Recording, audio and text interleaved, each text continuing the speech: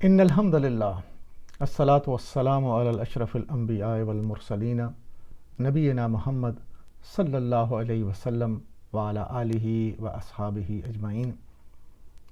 میرے نہایت ہی محترم ناظرین اکرام، السلام علیکم۔ میں آپ کا ہوسٹ شاہد ملک اور آپ دیکھ رہے ہیں Q.Grammar۔ آج ہم انشاءاللہ سورہ الاخلاص پر احتسابی نکات پیش کریں گے، تو چلتے ہیں سورہ الاخلاص کے احتسابی نکات۔ اعوذ باللہ من الشیطان الرجیم، بسم اللہ الرحمن الرحیم۔ قل هو اللہ احد اللہ الصمد لم یلد ولم یولد ولم یکن لہ کفوا احد۔ اس سورہ کا نام اخلاص کس لیے ہے؟ خلوص دل سے اللہ کی وحدانیت کو تسلیم کرنا اور ایمان کو شرک سے پاک کرنے کی تعلیم ہے۔ اس کے اندر مشرکین عرب نے سوال کیا کہ انہیں اللہ کا نسب بتائیں۔ عربوں کے اندر یہ روایت تھی اور آج بھی ہے کہ وہ اپنے نسب پہ جو ہے نا وہ بڑا فخر بھی کرتے ہیں اور اس کو یاد بھی رکھتے ہیں۔ انہیں اپنا شجرہ نسب جو ہے کافی دور تک یاد رہتا ہے۔ تو جب اللہ کا تعارف ہوا، وہ اللہ کے نام سے جانتے تو تھے، لیکن چونکہ ان کے ذہن میں شرارتیں تھیں تو اس طرح کے سوالات کرتے تھے، اور کسی نے کہا کہ آپ جب اللہ کا نام لیتے ہیں تو پھر اللہ کا نسب بھی بتائیں۔ تو اس پر یہ سورہ مبارکہ نازل ہوئی۔ ان سوالات سے اس وقت کے معبودوں کا تصور واضح ہوتا ہے، یعنی اس وقت جو معبود تھے ان کے بھی انہوں نے جو ہے پچھلے سارے حالات یاد رکھے ہوئے تھے، اور اپنے معبودوں کے بارے میں وہ بہت زیادہ جو ہے وہ عقیدت مند تھے۔ اس کے مقابلے میں جب انہیں اللہ کی عبادت کی جو ہے وہ دعوت دی گئی تو پھر انہوں نے یہ شرارت کے طور پہ یہ سوال کیا کہ آپ بتائیں کہ اللہ کون ہے۔ اللہ پاک نے یہ سورہ نازل فرما کر 4 آیات میں معبود برحق کا تعارف کروا دیا۔ نبی اکرم صلی اللہ علیہ وسلم نے اس سورہ کی عظمت کے بارے میں ارشادات فرمائے۔ بہت زیادہ احادیث میں اس کے بارے میں ملتا ہے کہ یہ بڑی عظیم جو ہے وہ سورہ مبارکہ ہے۔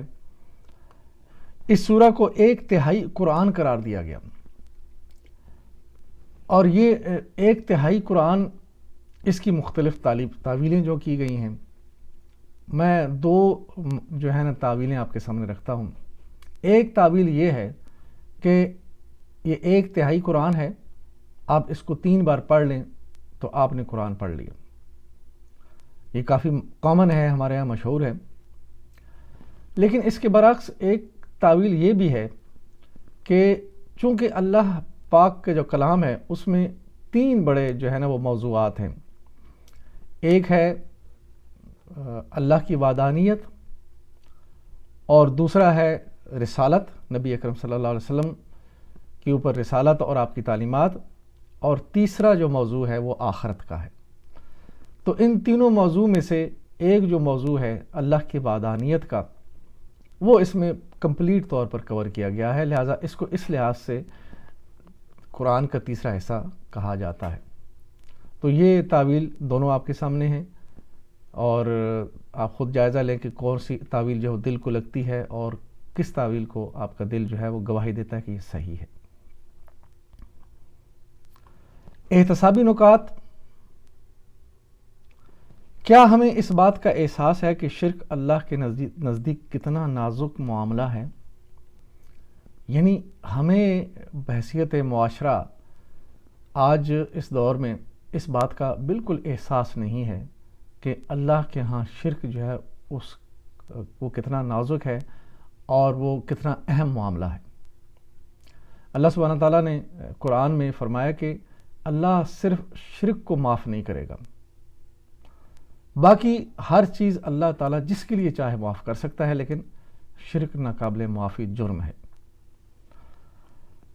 اس سورہ میں جو تعارف اللہ کی ذات مبارکہ کا بیان ہوا ہے، کیا ہم اسے سمجھتے ہیں؟ دیکھیے انشاءاللہ آج اس کو ہم سمجھنے کی کوشش کریں گے اور پھر اپنے آپ کا جائزہ لیں گے کہ کیا ہم اسی طرح سمجھتے تھے، اور نہیں سمجھتے تو پھر آج کے بعد ہم سمجھیں گے انشاءاللہ۔ اول مخاطب تو نبی اکرم صلی اللہ علیہ وسلم ہے، مگر یہ حکم ہر مسلمان کے لیے ہے۔ اس سورہ میں 4 نکات بیان ہوئے ہیں۔ نمبر 1، قل هو اللہ احد۔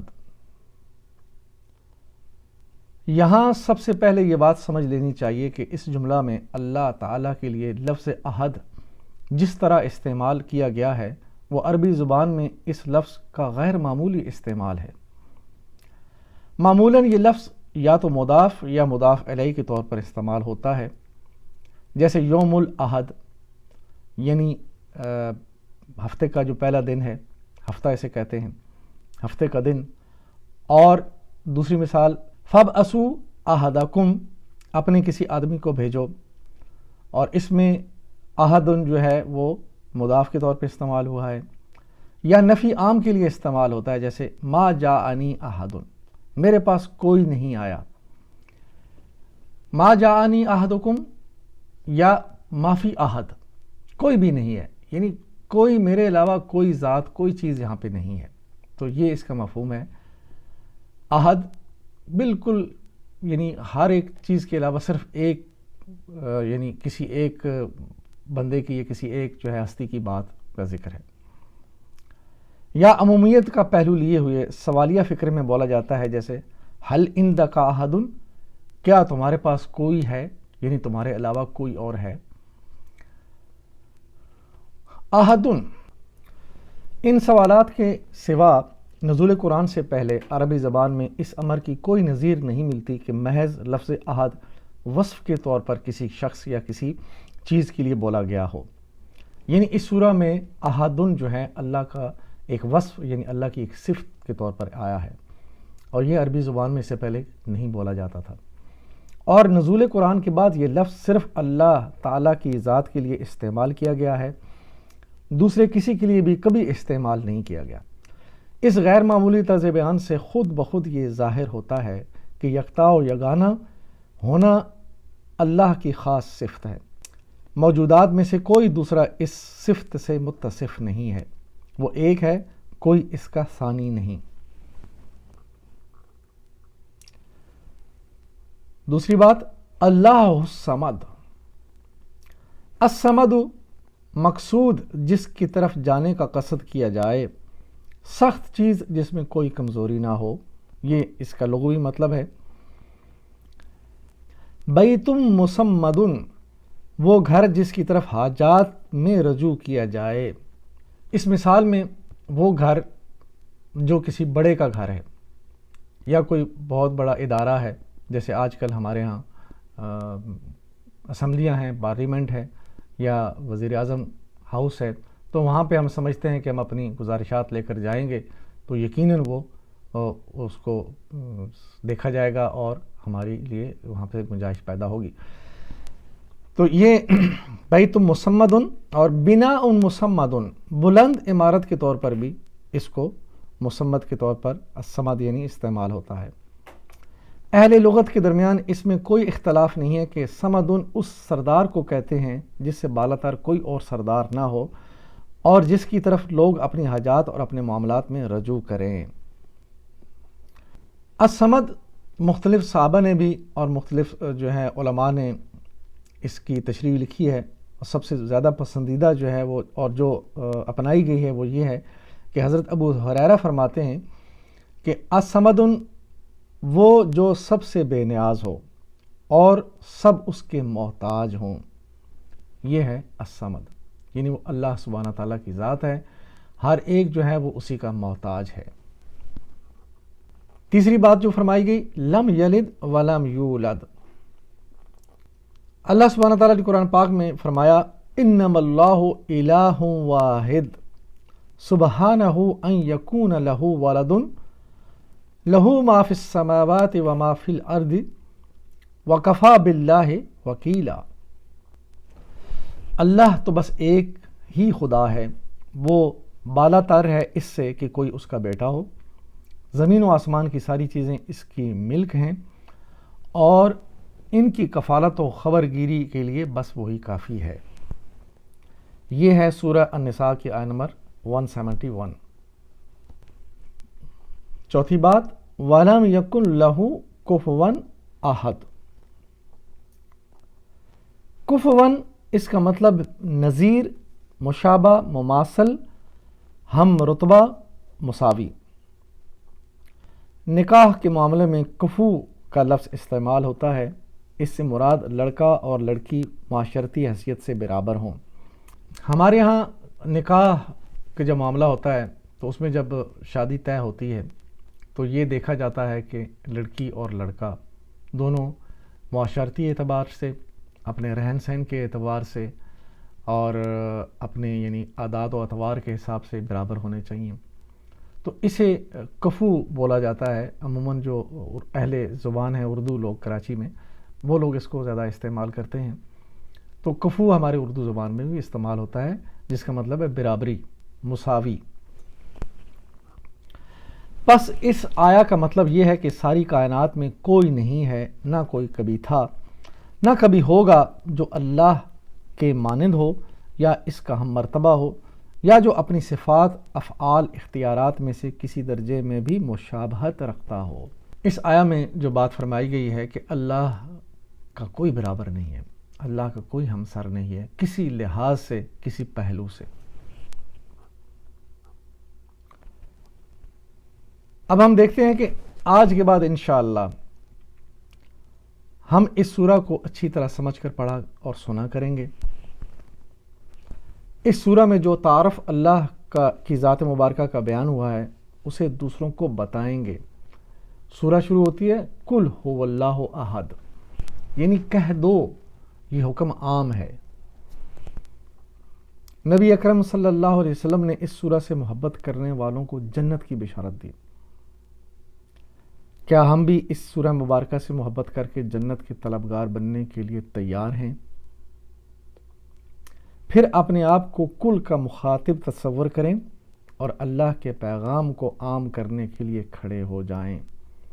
یعنی یہ کل جو اللہ نے حکم دیا ہے، یہ امر ہے، حکم ہے کہ تم کہہ دو۔ تو جب میں قرآن پڑھوں تو پھر میرا رویہ قرآن کے ساتھ یہی ہونا چاہیے کہ اس کی ایک ایک آیت، ایک ایک حکم اور ایک ایک اس کی جو نفی ہے وہ میرے لیے ہے۔ مجھے اللہ تعالیٰ کہہ رہے ہیں کہ اٹھو اور اللہ تعالیٰ کا تعارف کرواؤ دنیا کو۔ اور آج ہماری بدنصیبی ہے کہ دنیا تو کجا، اپنے ہم مسلمان جو ہیں وہ اس طرح کے تعارف سے جو ہے وہ بے نیاز ہیں۔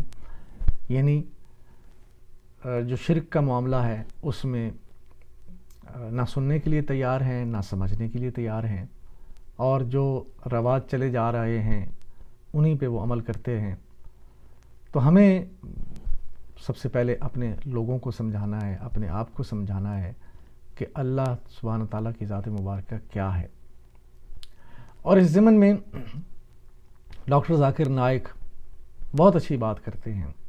وہ یہ کہتے ہیں کہ یہ جو 4 صفات ہیں، یہ اگر دنیا کی کسی ہستی میں پائی جائیں، کوئی ثابت کر دے کہ چاروں چیزیں فلاں ہستی کے اندر موجود ہیں، تو میں اس کو اپنا خدا ماننے کے لیے، اپنا رب ماننے کے لیے تیار ہوں۔ یقیناً اللہ کے علاوہ کسی میں ہو نہیں سکتی۔ تو اس لیے یہ دعویٰ کیا گیا کہ لاؤ اپنی دلیل، اگر یہ چاروں چیزیں کسی ہستی میں موجود ہیں ایک ساتھ۔ تو کل کے لیے اپنے آپ کو تصور کریں کہ اللہ مجھے کہہ رہا ہے، اور پھر اللہ کے حضور صدقی دل سے کہیں میری زندگی کا مقصد تیرے دین کی سرفرازی، میں اسی لیے مسلمان، میں اسی لیے نمازی۔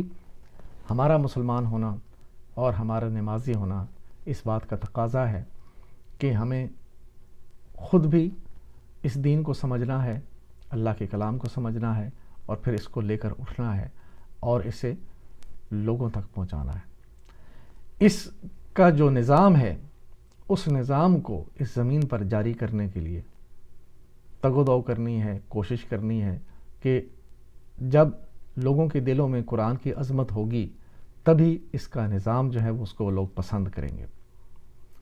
یہی کچھ نبی اکرم صلی اللہ علیہ وسلم نے اپنے لوگوں میں کیا تھا کہ اس نظام کو رائج کرنے سے پہلے لوگوں میں اللہ کا تعارف کروایا، اللہ تعالیٰ کی عظمت دل میں بٹھائی، اور اللہ تعالیٰ کی صفات، اللہ تعالیٰ کی جو ہے پسند اور ناپسند وہ بتائیں، اور لوگوں نے اس کو صدقے دل سے قبول جب کیا تو معاشرہ پھر جب اس قابل ہوا تو پھر اللہ تعالیٰ کی جو قوانین ہیں وہ بڑی آسانی سے رائج پا گئے، اور وہ یوں ہوا کہ جب حکم آتا ہے کہ شراب حرام ہو گئی تو لوگوں نے اپنے گھروں سے شراب کے مٹکے توڑ دیے اور گلیوں میں شراب بہنے لگی۔ تو انشاءاللہ وہاں تک پہنچنا ہے، لوگوں کو اس بات پہ آمادہ کرنا ہے کہ ہماری زندگی کے جو مسائل ہیں ان کا حل اللہ تعالیٰ کے دین کے نظام میں ہے، وہ جاری ہوگا تو زمین پہ فساد ختم ہوگا اور زمین پر امن قائم ہوگا، اور یہ قتل و غارت اور یہ بے راہ روی اور یہ ظلم و زیادتی اور یہ فحش اور بے حیائی یہ ختم ہوگی۔ تو اس کے لیے پانی کا یہ قطرہ اپنے آپ کو سمجھیں اور کھڑے ہو جائیں، اس کام میں لگ جائیں۔